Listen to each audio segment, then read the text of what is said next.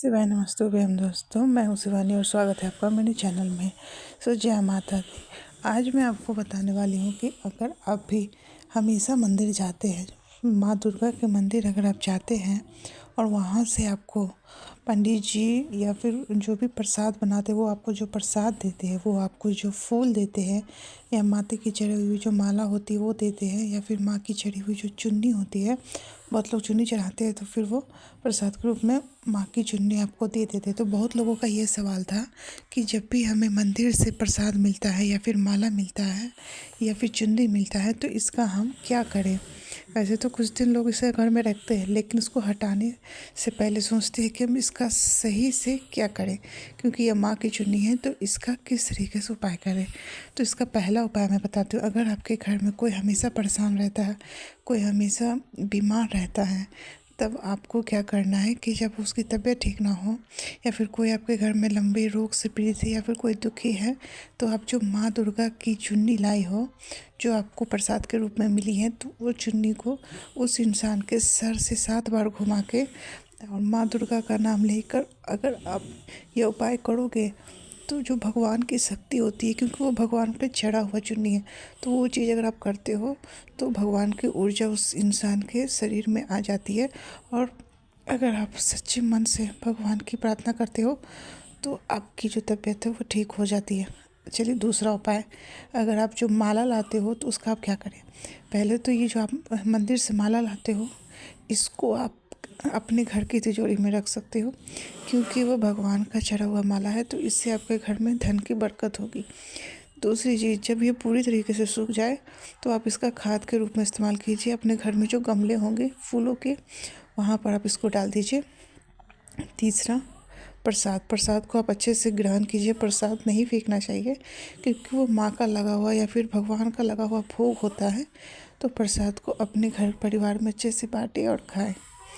चलिए मैं अगला उपाय बताती हूँ। अगला उपाय ये है कि अगर आप माता रानी के सामने एक छोटा सा उपाय करते हैं तो आपके घर में या फिर आपकी खुद की जो शादीशुदा ज़िंदगी है, जिसमें हमेशा झगड़ा होते रहता है या फिर लड़ाई होते रहता है, पति पत्नी की नहीं बनती है, आपसी जो सहज होती है, आपसी समझदारी नहीं हो पाती है, बात बात पे कलह होता है, जिस घर में जिस पति पत्नी के बीच में, जिनकी शादीशुदा जीवन में हमेशा लड़ाई झगड़े किसी न किसी छोटी मोटी बातों पर होते रहते हैं, तो उन दंपतियों के लिए एक छोटा सा उपाय आप माता रानी के मंदिर में जाके कर सकते हैं। कहते हैं माँ दुर्गा को प्रसन्न करके, जैसे कि माँ दुर्गा का सुहाग हमेशा अमर रहता है भगवान शिव की तरह, वैसे ही हर लड़की चाहती है कि उसे भगवान शिव जैसा ही दूल्हा मिले। तो हाँ, जीवन में कभी भी झगड़े ना हो। तो चलिए मैं बताती हूँ कौन सा उपाय है जिसे करने से कभी भी मतभेद नहीं रहेगा। जिस भी व्यक्ति को बहुत ज़्यादा गुस्सा आता है या फिर जिसकी वजह से बार बार झगड़े होते हैं, आप उनके हाथ से एक जो लाल पुष्प आता है, जिसको गुड़हल का फूल कहते हैं, उड़हुल का फूल भी कहते हैं, आप स्क्रीन पर देख सकते हो, इस फूल को उस पति पत्नी के जोड़े को माँ दुर्गा के सामने समर्पित करना होगा, उनके चरणों में रखना होगा और अपनी शादीशुदा ज़िंदगी के लिए अच्छी से प्रार्थना करनी होगी। और इसके लिए आपको कोई मंत्र की ज़रूरत नहीं है, बस माँ दुर्गा के मंदिर में जाइए और यह फूल उन शादीशुदा जोड़ों को कहिए कि माँ दुर्गा के चरणों में चढ़ाए और एक घी का दीपक जलाएं।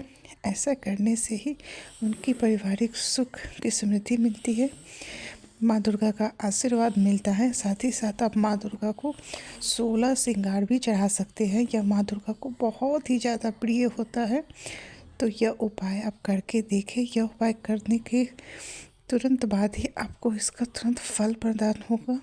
माँ दुर्गा प्रसन्न होगी तो आपके जीवन में भी खुशहाली हमेशा बनी रहेगी। दोस्तों, अब अगला उपाय मैं आपको बताती हूँ।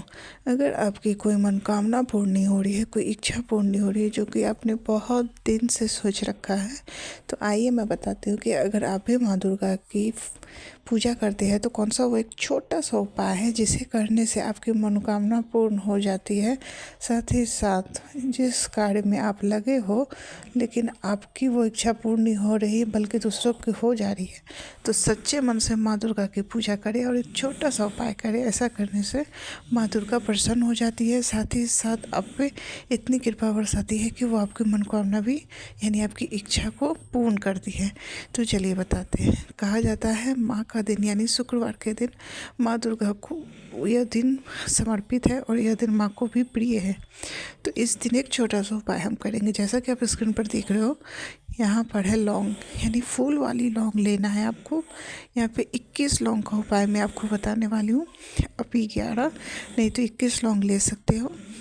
शुक्रवार के दिन एक लाल कलर के कपड़े में आप 21 लौंग और कुमकुम डाल के माँ दुर्गा के चरणों में चढ़ा दें, या फिर माँ दुर्गा के जो चुनरी की जो पोटली बनती है वहाँ पर आप चढ़ा दीजिए। खोइचा भी कहा जाता है उसे।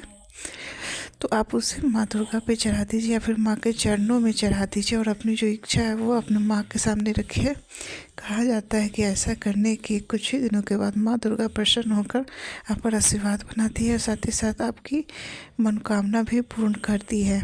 तो माँ दुर्गा को स्मरण करके, याद करके आप यह क्रिया करिएगा तो आपकी मनोकामना जरूर पूरी होगी। जय माता दी। दोस्तों, वीडियो कैसी लगी? अच्छी लगी तो लाइक, शेयर एंड कमेंट कीजिए। मैं शिवानी फिर लेके आऊँगी आपके साथ एक अच्छी सी भक्ति वाली वीडियो। इसके साथ साथ मैं खाने वाला भी वीडियो बनाती हूँ, आप उसको भी सपोर्ट कीजिए। अगर आप मेरे चैनल पर नए हैं तो प्लीज़ मेरे चैनल को सब्सक्राइब करके जाइएगा और अपने फ्रेंड्स के साथ इसको शेयर ज़रूर कीजिएगा। Thank you for watching my video. Shri शिवाय नमस्तुभ्यम।